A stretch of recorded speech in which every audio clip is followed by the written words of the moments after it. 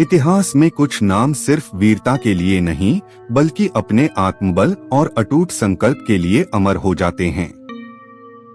राणा सांगा एक ऐसा योद्धा जिसने एक आंख, एक हाथ और एक टांग गंवाई, लेकिन स्वाभिमान कभी नहीं खोया।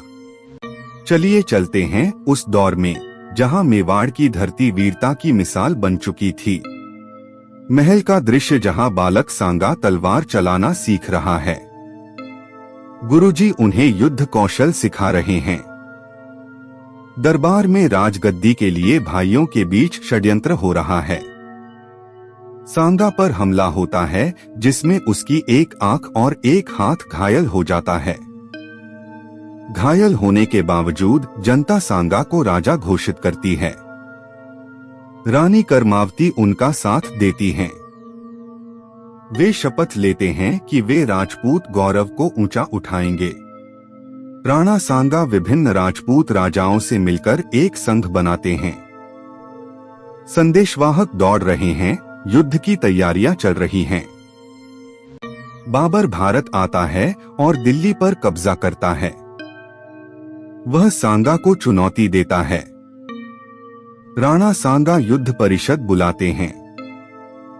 सभी योद्धा उनके पीछे खड़े होते हैं। उनकी योजना है बाबर को खानवा में रोका जाए। युद्ध प्रारंभ होता है। राजपूत घुड़सवार सेना दुश्मन पर टूट पड़ती है। बाबर ने तोपों का प्रयोग शुरू किया है।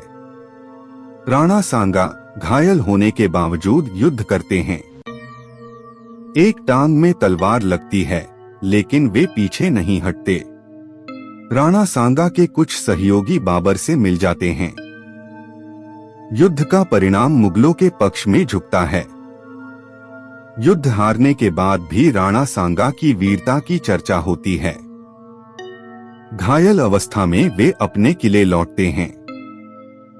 सांगा पुनः युद्ध की योजना बनाते हैं, लेकिन उन्हें जहर दे दिया जाता है। उनका अंतिम संवाद होता है, राजपूतों की आन कभी नहीं झुकेगी। राणा सांगा की मूर्ति लगाई जा रही है। बच्चे उसे देखकर प्रेरणा लेते हैं। कहानी समाप्त होती है उनकी महानता के संदेश से।